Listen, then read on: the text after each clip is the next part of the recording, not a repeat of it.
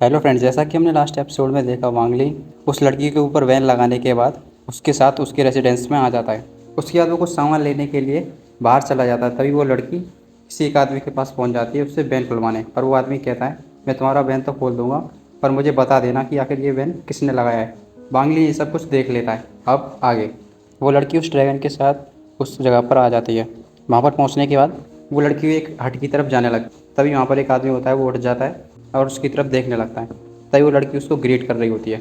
वो आदमी घूमते ही तुरंत ही उसके ऊपर स्पिरिचुअल रे फेंक देता है और उसका वैन का पता लगा लेता है। उसके वैन को देखने का तो सोच रहा होता है, इतनी पुरानी बैन करने की टेक्निक आखिर कौन कर सकता है ये यूज़ अभी भी।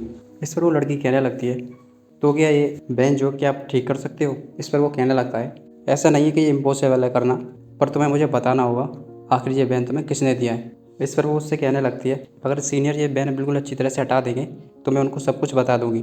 इस पर वो कहने लगता है, पहले तो मुझे ट्राई करने दो। इसके बाद वो तुरंत ही स्पेशल एनर्जी को उसके शरीर के अंदर घुसाने की कोशिश करता है। वांगलिन का डेविड वहीं पर ही होता है, जो कि वो ये सब कुछ होते हुए देख रहा होता है। उसकी स्पिरिचुअल पावर जैसे ही उस तक पहुंच पाती है, उससे पहले ही वो उसके बीच में आ जाता है और उसकी स्पिरिचुअल पावर को पूरी तरह से रोक देता है। इसके बाद वो तुरंत ही उस लड़की के पीछे चला जाता है और उसकी सोल को खा जाता है। इसके बाद वो लड़की मर जाती है और तुरंत ही नीचे गिर जाती है और उसके पास जो भी सामान होता है वो भी वहीं पर गिर जाता है। वो डेविल उसको लेकर तुरंत ही वहाँ से भागने लगता है। तो हम यहाँ से बिल्कुल नहीं भाग सकते और उसके ऊपर कई सारे स्पिरिचुअल ड्रैगन्स छोड़ देता है जो कि उसके ऊपर जा रहे होते हैं। और उसके बाद वो भी तलवार पर बैठकर निकल जाता है। वे सभी ड्रैगन्स मिलकर उसके ऊपर फूट जाते हैं, पर उससे उसे कुछ भी नहीं होता और फिर वो दोबारा से आगे भागने लगता है। ये देखकर वो अपने कंकाल सोल्जर्स को बुला लेता है और उनको उसके ऊपर छोड़ देता है। पर वो डेविल बड़े आराम से उनको भी पेल देता है और आगे जाने लगता है। उसको ऐसा करते देखकर वो कई और सारे कंकाल सोल्जर्स को आगे भेजता है और वे सभी लोग एक चैन के द्वारा से एक एक करके उस डेविल के हाथ पैरों को पकड़ने लगते हैं। वो डेविल पूरी तरह से रिस्ट्रेंड हो जाता है और वो उसको देख रहा होता है। तभी अचानक से वांगलिन की डेथ स्पेल आती है, जो कि वहाँ की सभी जंजीरों को तोड़कर रख देती है। ये देखकर वो आदमी थोड़ा सा शॉक्ड हो चुका होता है। तभी वांगलिन एक तूफान में से निकलता है और उसके साथ में कई सारे डेविल्स भी होते हैं। उसके बाद वांगलिन तुरंत ही अपने उस डेविल को वापस ले लेता है। वांगलिन को देखने के बाद वो आदमी हंसने लगता है और कह रहा होता है, सीनियर आप थोड़ा शांत हो जाएं।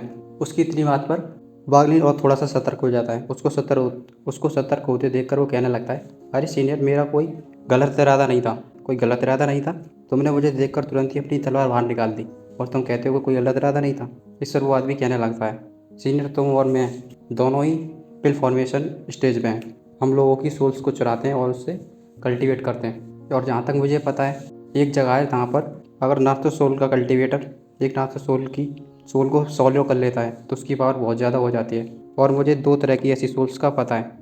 अगर आप चाहें तो हम वहाँ जा सकते हैं, एक तुम ले लेना, एक मैं ले लूँगा। इस पर तुम क्या सोचते हो। इसके बाद वे दोनों लोग एक पालकी में बैठकर जाने लगते हैं। वो आदमी वागलिन को टी देने की कोशिश कर रहा होता है। तभी वागलिन कहने लगता है, आखिर इस सब का क्या मतलब है। हम जिसकी सोच पकड़ने जा रहे हैं उनमें से एक मेरा एक सीनियर ब्रदर है और दूसरा मेरा मास्टर। इस पर वागलिन उससे कहने लगता है, अच्छा मास्टर को मारकर पावरफुल बनना चाहते हो। मैंने भी ऐसा ही किया था। मेरा मास्टर मुझको रिफाइन करके पावरफुल बनना चाहता था और वो सोचता था कि मुझे इसके बारे में कुछ नहीं पता है, पर मुझे पहले से ही पता था ये सब चीज़ के बारे में। इसलिए मैंने कुछ सीक्रेट तरीक़ों से उन दोनों को मार दिया और उनकी सोल्स वहीं पर वंडर कर रही हैं और वो कि अभी भी खुलने वाली है। तो इस हिसाब से हम उस जगह की दोनों नॉर्थ सोल को अपने कब्जे में कर सकते हैं। ये सब तो ठीक है, पर एशियन शॉट क्या है। एशियंट केव एक वो जगह है जहाँ पर लोग रिट्रीट करते हैं, पर दिक्कत ये है उस जगह को हम ज़बरदस्ती नहीं खोल सकते। अगर हम वहाँ पर उस जगह को ज़बरदस्ती खोलेंगे उसके अंदर की सारी चीज़ें नष्ट हो जाएंगी। और ये कहते हुए वो अपनी चाय के कप को तोड़ देता है। मेरे मास्टर और मेरे सीनियर ब्रदर, उनमें से मास्टर की सोल काफ़ी ज़्यादा ताकतवर है। अगर हम अच्छी तरह से उस केव को खोल देंगे तुम्हारी मदद से, तो मास्टर की सोल मैं तुमको दे दूँगा। इसी के साथ ही वो चाय के कप को वांगलिन को पकड़ा देता है। वांगलिन उसके कप को ले लेता है। ये देखकर वो हंसने लगता है। हम बस अभी पहुँचने ही वाले हैं, तभी हमें सामने एक पहाड़ दिखाई देने लगता है।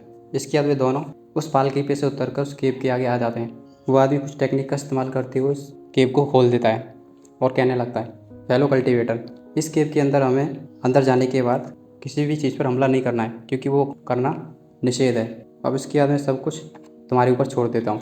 इसके बाद वे दोनों उस केव के अंदर चले जाते हैं। अंदर जाने के बाद वहाँ देखते हैं कि बहुत ही स्पिरिचुअल कनेक्शंस हो रही होती हैं। तभी उनके सामने एक सांप के बीस्ट को हम देखते हैं, जो कि स्पिरिचुअल एनर्जी का ही होता है। तभी वो आदमी कहने लगता है, ये स्पिरिचुअल बीस्ट जो है वो एक तरह से स्पिरिचुअल स्पेस है। यहाँ पर हम अगर इस बीस्ट से लड़ेंगे तो हम पास के जो फॉर्मेशन है उनको ट्रिगर कर देंगे, जो कि समय समय पर हमारे ऊपर हमला करेंगे। इसीलिए हमें यहाँ पर जो स्टोन्स हैं उनसे इस बीस्ट को रोकना होगा, तभी उन लोगों के ऊपर हमला होता है, वे एक दूसरे से अलग हो जाते हैं। वांगलिन उस बीस्ट को बड़े ध्यान से देख रहा होता है, तभी वो आदमी कहने लगता है उस बीस्ट के ऊपर हमला मत करो। तब तक वांगलिन उसके बीस्ट के ऊपर हमला करने जाने लगता है और वो कह रहा होता है उसके ऊपर सीधे हमला करने से कोई भी फ़ायदा नहीं होगा। तभी वांगलिन उस बीस्ट के पास पहुंच जाता है और अपनी तलवार को निकाल देता है। वांगलिन अपने तलवार के अटैक से उसके अटैक को रोक तो देता है, फिर उसके ऊपर चले जाता है और कहने लगता है इसके ऊपर किसी भी चीज़ का हमला नहीं कर सकते, इसके ऊपर स्टोन का ही हमें इस्तेमाल करना होगा। यह बीस्ट पावरफुल तो है पर इतना पावरफुल नहीं कि ये डबल रोटेशन वाले प्रोवेशन को रोक सके। इसके बाद तुरंत ही वांगलिन डबल सर्कुलेशन प्रोवेशन को तुरंत ही उसके ऊपर छोड़ देता है। वो जैसे ही उसके पास पहुंचता है फोड़ देता है। इसी के साथ ही वो बीस्ट खत्म हो जाता है और ज़मीन पर गिर जाता है। वांगलिन नीचे आ जाता है, हेलो कल्टीवेटर तुम्हारी प्रोवोकेशन टेक्निक बहुत ही ज़्यादा अच्छी है। तभी हम देखते हैं कि वो बीस्ट डेसिपेट हो जाता है और वो धीरे धीरे करके गायब हो जाता है। बाहर निकलती हैं, तभी जगह बदलने लगती है। तभी वांगलिन कह रहा होता है ये तो एशियन ट्रांसफॉर्मेशन अरे है। तभी वो आदमी एक तरफ इशारा करते हुए कह रहा होता है हेलो कल्टीवेटर तो देखो, मेरे मास्टर और मेरे सीनियर ब्रदर की सोल्स उस जगह पर है। इसके बाद वे दोनों तुरंत ही अपनी पावर से उन दोनों सोल्स को उस जगह से निकाल देते हैं। वे दोनों सोल जैसे उन दोनों के पास आ जाती हैं, वांगलिन के हाथ में अपने मास्टर की सोल देखकर उसे उस सोल को लेने की लालसा बढ़ती है। पर तभी हम देखते हैं वांगलिन अपनी आंखों में से डेथ स्टेयर को देने लगता है। उसको ऐसा देखकर वो थोड़ा सा डर जाता है और कहना लगता है हेलो कल्टीवेटर मैं चलता हूँ। इसके बाद वो तुरंत ही वहाँ से चला जाता है। वांगलिन उस सोल को रखने के बाद कह रहा होता है चलो अब सही है। इसके बाद वांगलिन उसी लड़की के रेसिडेंस में आ जाता है और वहाँ पर वो जितने भी इमोर्टल वेपन्स थे उन सभी को रिफाइन करने लगता है। इमोर्टल वेपन्स को एक स्टोन के अंदर इकट्ठा करने की कोशिश कर रहा होता है।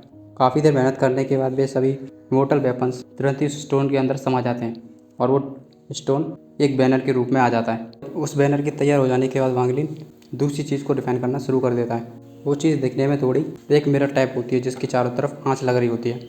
वांगलिन उसको काफ़ी देर तक रिफाइन करते रहता है और आखिरी लक्षण पर जाने के बाद वो तुरंत ही उसके अंदर और ही ज़्यादा स्पिरिचुअल एनर्जी डालने लगता है। उस बैनर के अंदर घुस जाता है और एक काली स्पॉट में हो जाता है। वांगलिन कह रहा होता है मुझे इस बैनर की सबसे लोएस्ट अटैक पावर को जागरूक करने के लिए कम से कम 999 ब्लैक होल्स को और बढ़ाना होगा। फिर इसके बाद वांगलिन दोबारा से उसी प्रोसेस को दोबारा से रिपीट करने लगता है। उसके बाद वो काफ़ी चीज़ों को दोबारा से रिफाइन करता है और उस बैनर के अंदर दोबारा से उसके एक ब्लैक स्पॉट को लगा देता है। ऐसे ही करते करते वो काफ़ी सारे पोल्स को उसके अंदर बना देता है और ऐसा करने के साथ भी बहुत सारा टाइम बीत जाता है। तभी हम वांगलिन को आखिरी क्षण में देखते हैं कि वो डबल सर्कुलेशन प्रोवेशन के कई सारे टेक्निक को अचानक से उस बैनर के अंदर घुसा देता है, जो कि पूरी तरह से ब्लैक हो चुका होता है। वो बैनर प्रोवेशन पूरी तरह से ब्लैक हो जाता है और हवा में लहरा रहा होता है। उसके ऊपर कुछ अक्षर लगे होते हैं। वांगलिन उसको देखकर कहने लगता है चलो जी अब पूरी तरह से तैयार हो गया। ये सब होने के बाद वो वांगलिन उसको देख ही रहा होता है, तभी वो बैनर कुछ तरह की हरकत करने लगता है। उसके अंदर से कुछ स्पिरिचुअल पावर डिसिपेट हो रही होती है, जिसकी वजह से अचानक से केप बहुत ज़ोर से हिलने लगती है। वांगलिन उस केप को इधर उधर देख रहा होता है। उस बैनर को ऐसा करते देखकर वांगलिन कह रहा होता है आखिर क्या हुआ। तभी उसकी निगाह आसमान में चली जाती है, जिसकी स्पिरिचुअल रे ऊपर से आ रही होती है। उसको देखकर सोच रहा होता है कहीं ये तो। तभी हम आसमान में देखते हैं कि काफ़ी जोर के घनघोर बादल आने लगते हैं। इस एपिसोड में बस इतना ही, मिलते हैं अगले एपिसोड में।